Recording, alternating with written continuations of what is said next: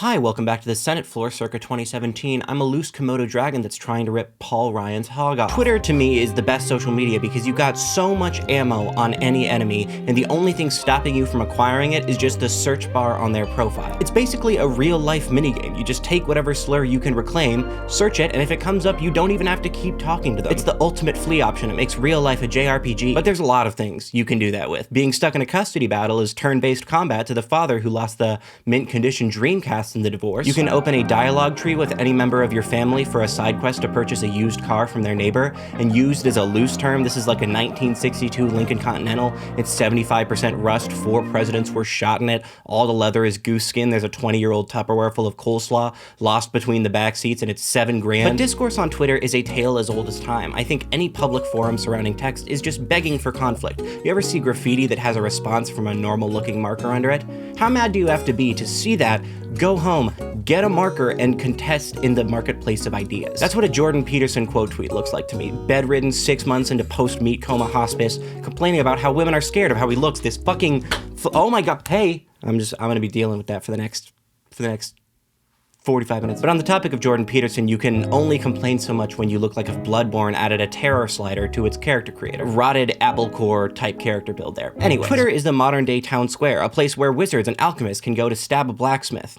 That's not it. Twitter is a public forum used for normal people and weird people to voice their opinions and concerns, and recently they have chosen the discourse of sex scenes in media. This is scary, you know? This is like getting a call from the daycare and being told your kid got his hands on the sword from Berserk. It's like turning around and your toddler is holding a large syringe full of bubbling green liquid. Be careful, son, you're going to become the subject of a Phase 4 Marvel movie that gets like a 74% on Rotten Tomatoes. No, but with Twitter, it's a put your hand in front of the dog's mouth and say no sternly type moment. You know, it's like, what are you chewing on? Give it to me. I don't want to hear you talk about any of this anymore. You're having discourse on how it's okay to cheat with men if they wear Crocs. I agree, but we don't need to go there. But anywho, before we get into this any further, I have a message from our sponsor. Let's have Future Row take it away. Or it's past me.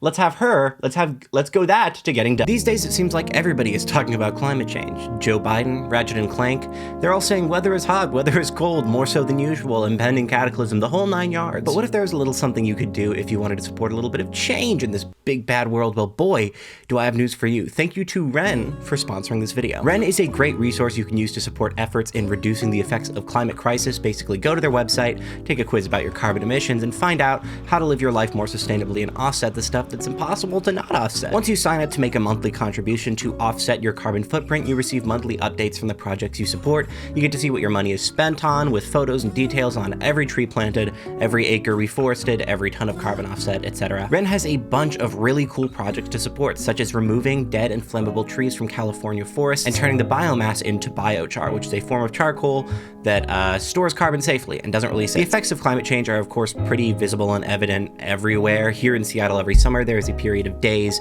to weeks where a thick smog covers the city and turns the sun blood red during forest fires, which makes it look like the end of the world. So anywho, this would just be one small thing you could do in addition to other stuff. At the end of the day, it still lies on the shoulders of large institutions and corporations to do their part, and Ren also funds climate legislation efforts, so offset your carbon footprint on Ren. The first 100 people to sign up using the link in the description will get their first month free, so thank you so much to Ren for sponsoring this video, and let's get back to it. Welcome back to the channel. If you subscribe right now, I will plunge a silver-tipped dagger into the heart of the rabid werewolf who accosts me on my midnight walks. How are we all doing today? I am personally tired of Twitter discourse. It feels like nobody knows how to think anymore. If you get anything from my videos, I hope it's a structurally cogent idea of how to deliver your thoughts without looking like a jackass. My words are fine. Everything gets busted when I dress like the corpse of a burlesque clown found traced in chalk at a crime scene. I didn't even have my makeup planned when I wrote this script, so goddamn, you gotta love my consistency. Say what you will about me, but I'm always gonna look fucking stupid. So recently, Twitter got its hands on sex scene discourse, and the results have been subpar, with a bunch of people saying sex scenes serve no narrative utility, they should not be in media, and at their most extreme, maybe a few people saying things like there should be a ban on these types of scenes or an institution of something like the Hays Code. All of those are understandable, but kind of insane things to say, especially the last one, and I guess for you to understand that, I need to explain what the Hays Code was.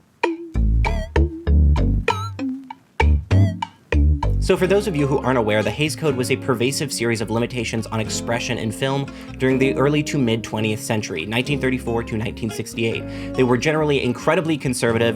They restricted nudity, profanity, sex, violence, etc., and generally made it so that films between those years had to work around a lot of very normal, very human themes and actions because of these intensive guidelines. And of course there are places where that worked, North by Northwest with the train entering the tunnel, that were kind of funny or tongue-in-cheek, but there's also probably dozens of pieces of art, lines, scenes that fully cease to exist or be able to be produced because of these incredibly intense puritanical guidelines. The actual list of infractions on the Hays Code reads like this. 1. Pointed profanity by either title or lip. This includes the words God, Lord, Jesus, Christ, hell, SOB, damn God, and every other profane and vulgar expression, however it may be spelled.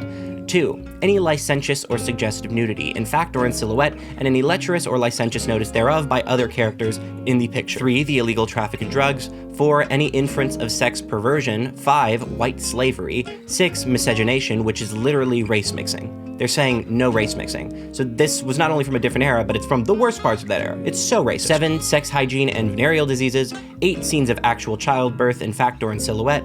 9. Children's sex organs. 10. Ridicule of the clergy. 11. Willful offense to any nation, race, or creed. So, as you can see, most of those are ridiculous. There are a few that are very much defensible and probably should remain in effect till the end of time, especially the stuff in relation to children, but most of those are wildly out of date. Essentially, we get the freedom to have sex or intimacy or, yes, mixed race relationships in media because this code is no longer relevant, and that's really good. It's a good thing that we can criticize the clergy and show different races being friends or developing relationships in movies, but it's also of note that these guidelines did a lot of harm, not just to artistic expression, but people while they were around, because they censored a huge swath of the human experience.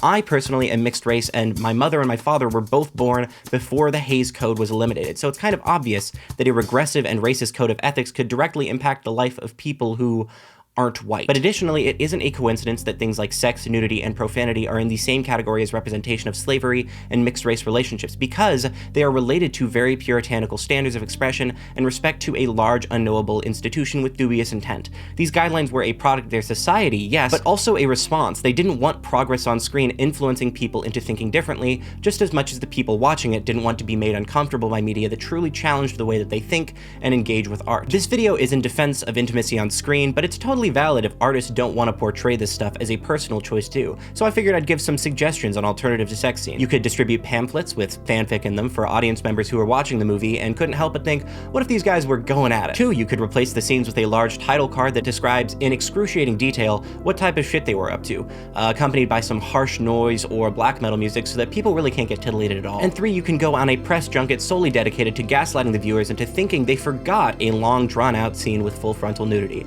I like this one the most because you get to psychologically manipulate people into thinking that they're losing grip on reality, which is one of the most beautiful things that art can do. But back to Twitter. Listen, I think that it is normal and fine to feel uncomfortable with sex scenes in media, especially assault scenes, but I don't think that restricting them altogether is exactly a responsible or progressive thing to do. The general progressive argument is that it is gross and uncomfortable or a waste of time that progresses nothing, or that it is degrading to women, that it objectifies and idealizes certain body forms. I'd answer that by saying finding certain things gross, uncomfortable, or a waste of time does not indicate everybody else's experience with them. Additionally, individual emotional responses to art should not necessarily result in the subsequent banning of that art from existence, regardless of possible narrative utility. What I will say is that media does indeed have massive, historically precedented, ongoing crises with body image and misogyny. There are so many movies, even classics, that don't understand how to portray a woman with depth, or without sexualizing her, or without portraying her in a scene that portrays something of dubious consent that ends up being assault. And that brings us to assault scenes, which are a very relevant topic to this discussion. Portrayal of assault in media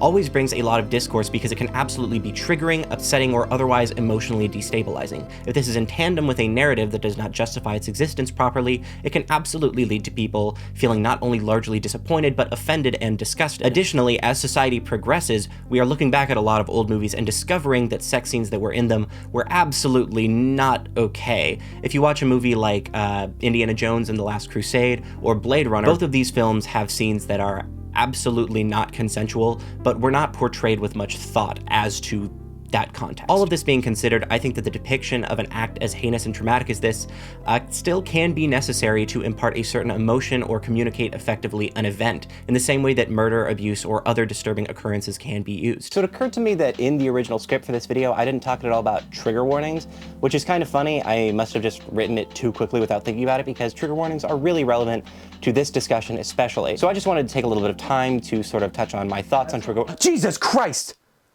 I could not see. Do you know how much fog there is? I could not see you. I forgot you were here. Don't do that shit again.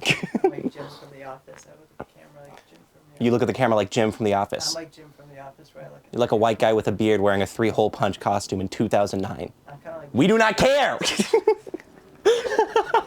Okay, but on the topic of trigger warnings, I think that trigger warnings can be an amazing solution to a lot of the problems people have with feeling triggered at scenes that are perhaps displaying things like assault that are really uncomfortable. But the main problem is that movies and theater and TV have not fully figured out how to do trigger warnings properly without spoiling the content of the show somewhat. But I think that there is a pretty easy fix for this, honestly. But first I want to touch on a more interesting example of trigger warnings and content warnings that I saw recently in a video game called Dead Space. So Dead Space is a survival horror sci-fi game that originally released back in the early 2010s, but was recently remastered. It actually might have been before 2010, but it was recently remastered, and it came with a whole suite of content warnings, and you can choose whether to censor certain types of gore, certain types of scenes, and it will also give you a warning ahead when something is upcoming. So it'll say, hey, if you're playing right now, there's going to be intense gore, or there's going to be body horror, which is a really interesting thing that I've never seen done in a game before, and I think that that was implemented in more games. It could really be a good feature. The difficulty with something like that, though, is that warnings like that are really, really tethered with the user interface in games and accessibility in games, which are things that are often handled towards the latter end of development process, so it could take a lot of time to implement that sort of thing. You are in the 53 out of 100. 53. Bro is failing all of his classes. Are you gonna graduate? Did I do anything? I forget. With video games and TV shows, though, things where certain parts can be skipped because it's such a big, process of watching them all, and you can sort of administer different trigger warnings for different sections. Movies are a little bit different because they're so short. They're meant to be, watched in only a few sittings, or one sitting, preferably. And additionally, you can't really put a trigger warning in the movie without breaking a little bit of immersion for people who don't want to see it or whom it is not relevant to. And I think that the honest fix for this is when a movie comes out, if you are to purchase a ticket for it or purchase it on streaming, there should be optional trigger warnings that you can look at.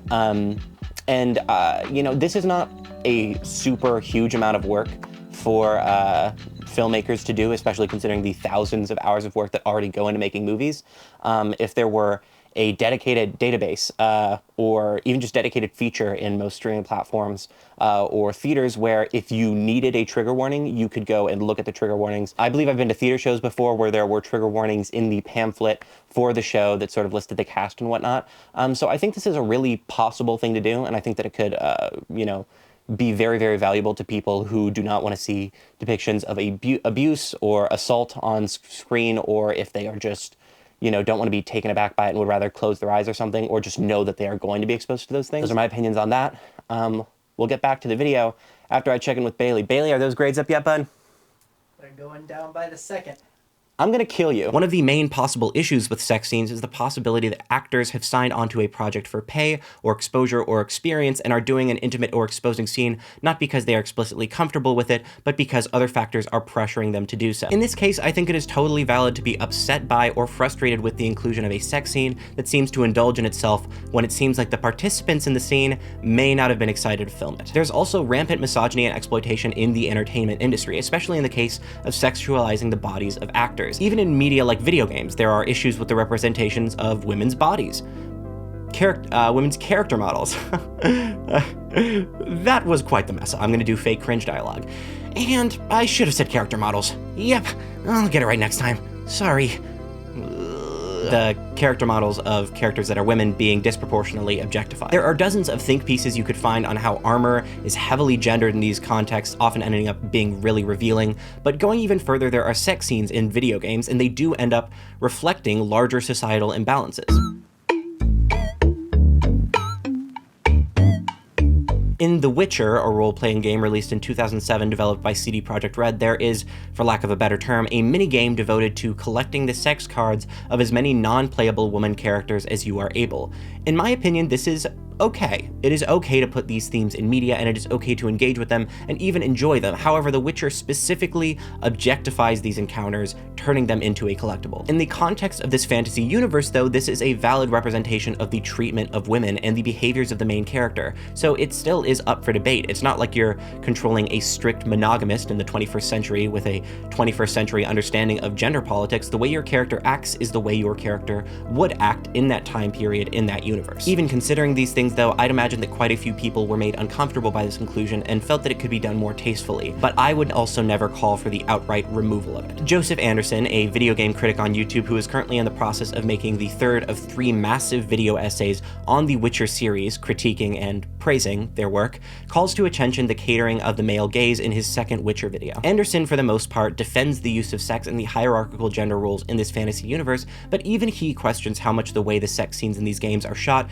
and presented, and how much that has to do with the male audience that enjoys them primarily. Would these games look different if you controlled a woman and were romancing men? Would they even have sex scenes, or are they a product of circumstance in a larger, more patriarchal society? Additionally, there are a few scenes in the series that involve dubious consent on the part of the male protagonist. This could be a case of the sexualization of women trumping any other moral ambiguities or outright wrongs. There are points in the game where you can be engaging in a conversation and accidentally end up having sex with an NPC due to no intent on your own part, which is to say that the objectification of women in these parts intrudes on an otherwise mundane part of the game, and in this case could break immersion with the game. And in a game like The Witcher that is so heavily focused on role-playing, dialogue, and really setting forth this atmosphere with a realistic world and characters, that can be detrimental to the experience. But that's almost nothing compared to the gross indulgence of games like GTA, where you're able to have sex with prostitutes and promptly kill or harm them.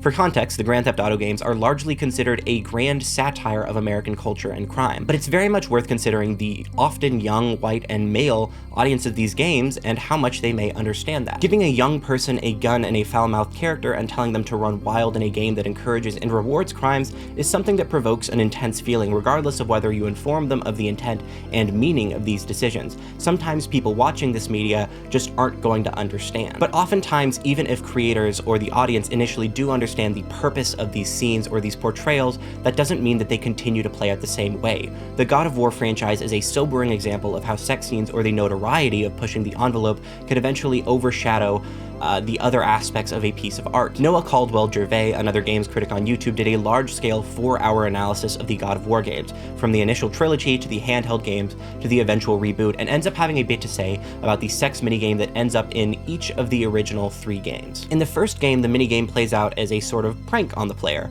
poking fun at them for going out of their way to pursue what they thought was a sexual encounter, and then almost having a little bit of fun at their expense when it's not really what they thought it was. A bit of a wink at the camera, acknowledging the sometimes perverse nature of the audience. It's fun, it's silly, and all things considered, it's not too taboo. However, the second and third games eventually lose sight of this, gleefully indulging in the most lascivious, objectifying, misogynistic desires of the players to have sex with a multitude of women, many of whom are scantily clad and flattened into mindless objects.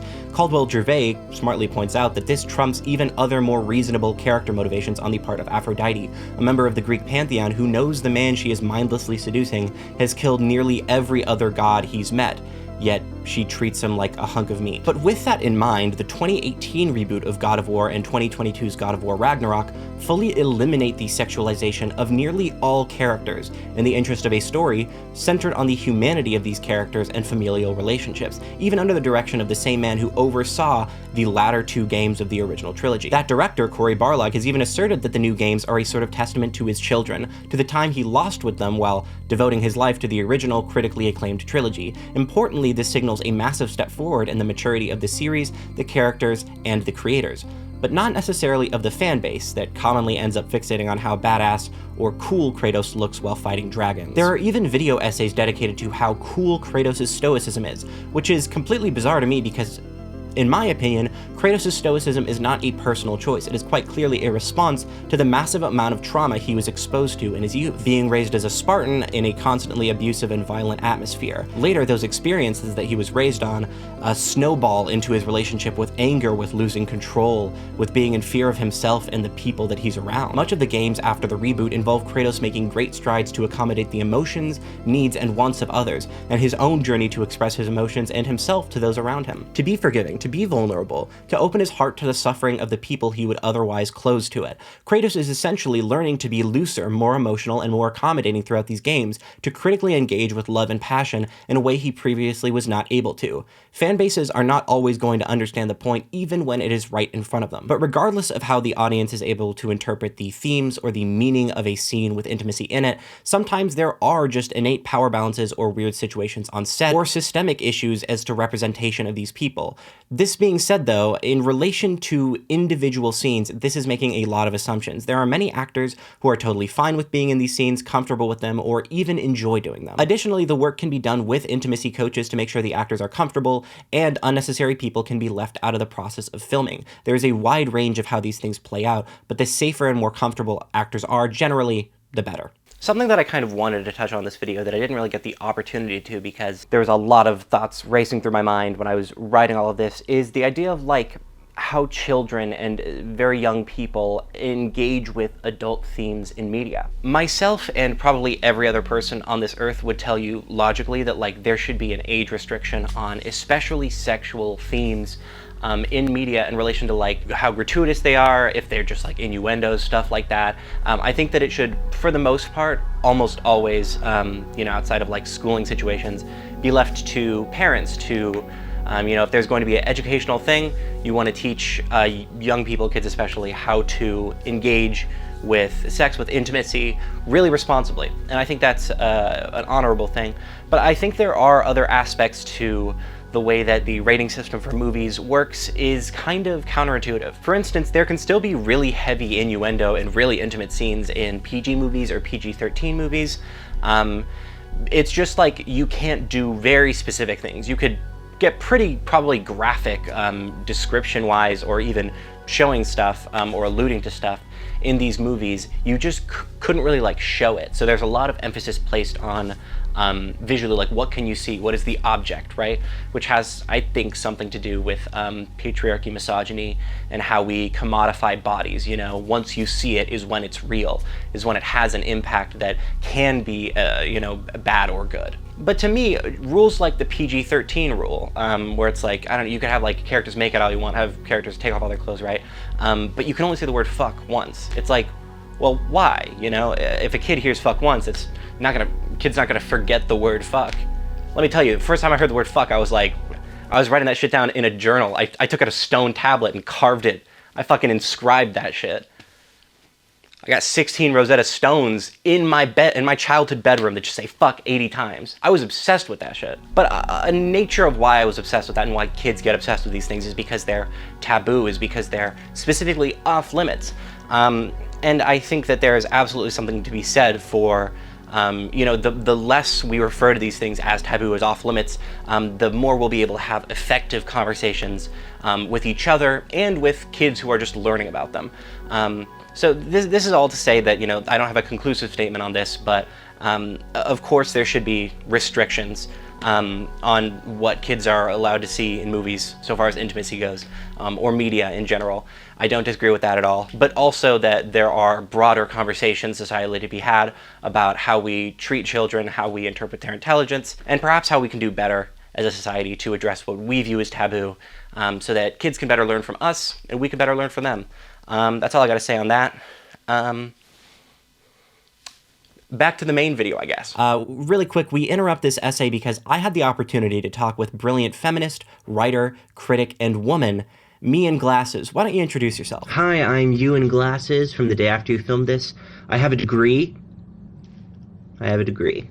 So. Okay, excellent. So now on to the real questions. How much more sex are we going to need on the screen? I mean, at a conservative estimate, we're talking dozens, if not tens of dozens more sex. And with the way loot inflation is going, we're going to need to start doubling, even tripling genitalia here. That's interesting. Expand on that. Well, it seems to myself and other relevant researchers in the field that if we want to achieve our goals. The death of Western society, of course. And the white man. Sure. Yeah. We are going to need government funding for our project, siphoning at least a bit of the pittance they give to NASA and putting it into development of truly impactful efforts for human development. I see. Such as? Limited series on HBO with Uncanny Valley prosthetic penises. I'm so glad you brought that up because I was worried we weren't going to have time to touch on that. Not like that. That would be gay. What do you have to say to proponents of sexless media? Oh, that's a great question. I would probably say something like, you scared? You scared? Yeah. I see that. I want to ask, is there any development on studies that seek to claim these people get zero pussy or are cataclysmic levels of virgin? Thank you so much for bringing that up, Rose. It seems like there's not much correlation between these two factors, but we're looking to see if these sexless media proponents are lames or even, I guess the medical term would be squares. At last ditch, we may start evaluating for the Poindexter population, but hey, even nerds like us seem to have fun every once in a while. Don't tell my wife that, or that we spoke at all, because I'm not in the enclosure, and she usually needs to watch me when I do stuff like this. What? Don't pry on these things. I leave you alone, leave me alone. This call is over. We're done. All right, back to the video, man.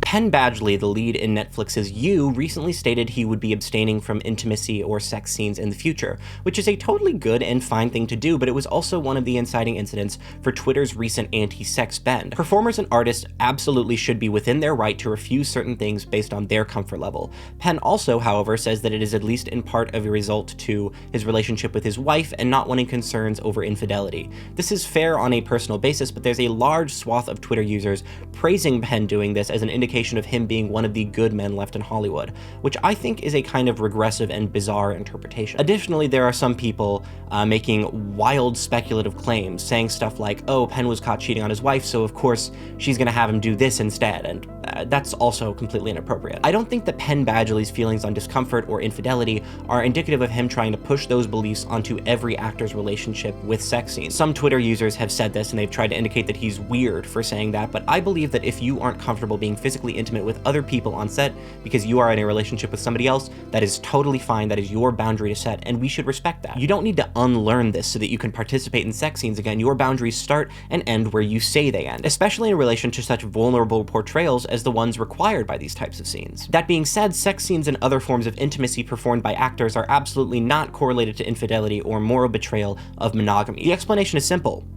They're acting. There is a social contract that asserts that whatever happens in this context is not representative of real relationships. Additionally, these moments are scripted, directed, lit film, and otherwise completely different from the intimacy most people experience in their real lives. I also showed this piece of the script to feminist writer and critic Rain Fisher-Kwan, who is amazing. Go check out her work. And she pointed out that it also just isn't sex. Sex is, of course, definitionally dense and in flux based on who you are, but what happens on movie sets is sex almost never. Associating simulated intimacy with real-life infidelity is a possibly dangerous, moralistic outlook to take, and one that puts a lot of judgment onto actors who are comfortable with on-screen intimacy and sex workers who do it to sustain their livelihood. These puritanical, sexually regressive takes also pose a threat to sex workers, who already face massive social derision and discrimination for their line of work outside of the dangers within their line of work. They are This fucking fly! My bad. They are disrespected, disparaged, and targeted consistently enough without a censorious anti-sex and media movement, motivated by a general feeling of ickiness regarding intimacy on camera. It is clear to me, at least, that many of these anti-sex scene arguments come from a place not of genuine concern for the actors or audience, but a sanctimonious tendency to declare what one feels as gross or unnecessary as morally wrong and a superfluous societal misdeed. So I just wanted to butt in really quick here and say that I went back and I reread what he said about the scenes, and I once more want to reiterate that I don't think that he is trying to put forth his view on this to anybody else's comfort. And I'll read exactly what he says. He says, "It's not a place where I've blurred lines. There's almost nothing I could say with more consecration. That aspect of Hollywood has always been very disturbing to me, and that aspect of the job, that mercurial boundary, has always been something that I actually don't want to play with at all. Didn't used to be the case." So I think that that's really, really fair, and it's a really good boundary for him to set, because I don't think a lot of actors, especially in the scenario that he's in, where he's playing Joe on You, which is a show that has a lot of sex scenes, I don't think a lot of people have sort of the courage to show up and say, this is actually something I've never been comfortable with, and flat out, I'm stopping. Additionally, I think that he does make some good points about, I guess, stuff that I've been talking about there, which is that there is a really weird way that some of this stuff is handled in Hollywood. And he also does go and say that, for his personal relationship, he doesn't want to do it. And I, once more, don't think that he tries to push that ideology onto anybody else. I just wanted to hammer down on that point, that what he says is him asserting his boundaries. I think that maybe he makes a few claims about overall, the overall culture of doing these intimate scenes in Hollywood that are pretty intense, but I think for the most part, what he's doing is great for him and his boundaries and his comfort, and that's what is important. Holy, you're fucking out cold. I really am trying to fix that sleep schedule. That being said, though, things absolutely could be improved in regards to famous people, celebrities, actors being portrayed as they want to be portrayed. And I don't think there is a better case study for this type of thing than D'Angelo. D'Angelo is one of, if not the greatest neo-soul artists alive. In 2000, he released the music video for his single How Does It Feel, rocketing him to relevance not only for his music, but for his body. The music video portrayed him near naked, lingering on shots of his body, turning him into a sex symbol. Of course, D'Angelo's music had been sexy or sexual in nature, but not his body, not him. And the unfortunate truth is that this representation of D'Angelo as a sexual object really did mess with his head. Over the next 11 years, he fell out of the public light, went into various depressions, and post-release of his classic Voodoo, didn't release another album for 14 years. Here's a quote from his GQ interview. D'Angelo felt tortured, Questlove says, by the pressure to give the audience what it wanted. Worried that he didn't look as cut as he did in his video, he'd delay shows to do stomach crunches. He'd often give in, peeling off his shirt, but he resented being reduced to that. Wasn't he an artist? Couldn't the audience hear the power of his music and value him for that? He would explode, Questlove recalls, and throw things. Sometimes he'd have to be coerced not to cancel shows altogether. On the last day of the 8-month tour, Questlove says D'Angelo told him, "Yo man, I cannot wait until this fucking tour is over. I'm gonna go into the woods, drink some hooch, grow a beard, and get fat." Questlove thought he was joking. I was like, "You're a funny guy." And then it started to happen. That's how much he wanted to distance himself. There are very real, very unique pitfalls to being sexually desired against your will by the public, ones that the public often does not understand, myself included. Actors, musicians, and the like should of course be encouraged to engage with sexually tinged representation in the public eye with extreme caution, being wary of the experiences of others and their own boundaries. Directors should be willing to compromise with actors according to their own comfort level, especially considering gendered power dynamics in the entertainment industry.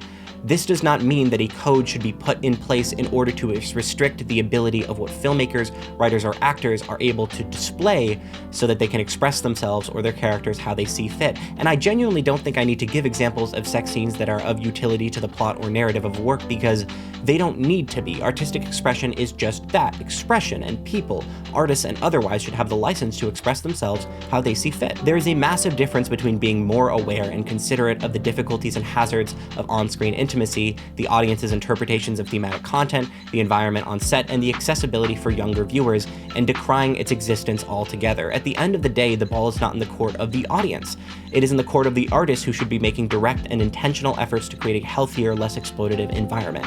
It is best not to re-cage what has been released artistically. But as one last case study, let's turn back to the representation of intimacy and assault in media and how the audience engages with it, with one last analysis of the fan base of one of the most popular and critically acclaimed shows to ever exist, Breaking Bad. I haven't seen Breaking Bad. At the time it was airing, my mother probably would have had valid concerns about a 7-year-old's engagement with that subject matter, and in the years after, I just haven't gotten around to watching it. I know I have to. I know that the direction and writing and progression are all stellar, but I just keep putting it off.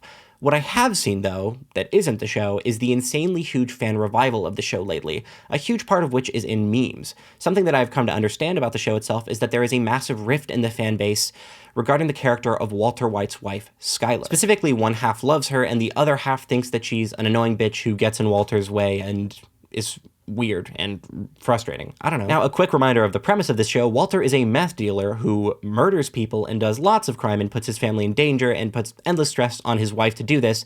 And somehow, because of her occasional pushback on this, because of her valid problems with Walter, people think she is an annoying hag, a silly dumbass, and that Walter is a cool badass. And all of this after there being a scene in Breaking Bad where Walter White assaults Skyler, or at least attempts to. It happens, and people don't talk about it. Perhaps best highlighted by this 8-year-old article. Walter White is an imposing, patriarchal, violent force on Skyler's life. He is unstable and dangerous, and this comes out in his behavior to her. It is not a secret that Walter White is an anti-hero and sometimes even just a villain as the series progresses, that he loses sight of himself and hurts the people around him. But it seems like a secret to those who hate Skyler, a victim of his harm. Pulling back from all of this, though, I am tempted to say that this one piece of disconnect shows someone fully missing the point of the show, even as somebody who hasn't watched it. There's an interview in which a writer says about one of the most famous parts of the show, the one who knocks monologue, that people kind of attribute it as some sort of badass show of strength, when in reality, it's a man bullying and belittling his wife for making him feel small. For young men especially, it is easy to become obsessed with something uncritically, not even understanding the most obvious, important pieces of it. And once again, this comes back to men and how men act and how ignorance plays into media consumption and sex on screen. This mindless, uncritical failure of media comprehension is not just an individual problem, it's a patriarchal one too, one encouraged and perpetuated by the constant disrespect in the community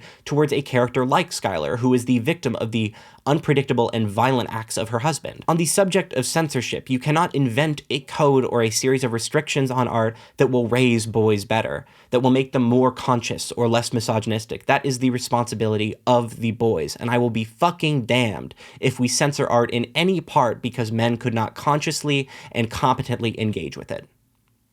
That is all. Listen, there are plenty of reasons to be skeptical of sex scenes, but the breadth and relevance of art should not be pared down to a set of scenarios so the most conservative people in the world can be comforted. No actor is better than another for choosing to not do intimacy scenes. What is strong and impactful about that decision is the clarity of a decision to set boundaries, to no longer give in to being objectified when you don't want it. If you want it or are fine with it, then you setting your boundary there is also powerful. In the end, just don't censor art. It feels like we stumble back into this conversation every once in a while, and it just doesn't end well. Well, I gotta go see a man about a horse. I hit this guy's horse with a Ford F-150, and the four-wheel drive made it feel like a speed bump at 15 miles per hour. Wish me luck on the insurance claim, because that thing is fucking dead. Okay, I'll probably cut to like a version of myself post-editing, delivering like the end of video spiel. So I'll do that now. Oh, wait a minute. That dumb bitch that's editing the video didn't do it. I'm the dumb bitch, I can say that. It's fine. Do it now. You serious? We're serious right now? It's not? Okay. I'll wait around. What do I have to do like tricks? Do I have to do like tricks? You want me to do a trick? Okay. How do, like that? Is that good enough? Cut now if that's good enough. Thank you so much for watching the video, and thank you so much to Ren for sponsoring this video. Once again, link in the description. First month free, so go try that out. I have to ask you guys for something. First of all, it is not Patreon. Don't worry about that. I'm fine financially. I was originally going to use this segment of my video to talk about a friend, a trans activist who is in dire need of financial assistance, but it seems that their situation has stabilized, and they have asked me to rather use this time to boost another black trans activist who is in need of funds for their family. Their name is Breathe the Goddess, and I have linked their TikTok in the description below where they are asking for funding. They really need this. I'm going to go donate myself. So if you are able to send any funds their way, please do that. Otherwise, thank you so much for watching. Please be kind to yourself, be kind to others, take care of yourself, and take care of others. As always, remember that you are loved, not necessarily by me, but by some amorphous, horrifying creature somewhere millions of light years away, whose every movement dictates our fate. So, I don't know where that came from. Thank you so much for watching. Bye!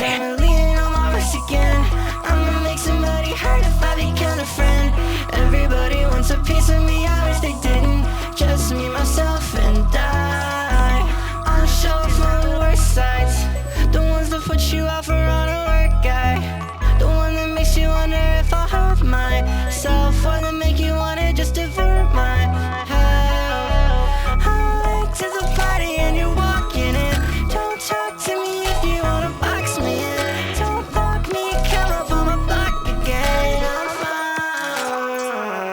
Cause I'm leaning on my wrist again. I'ma make somebody hurt if I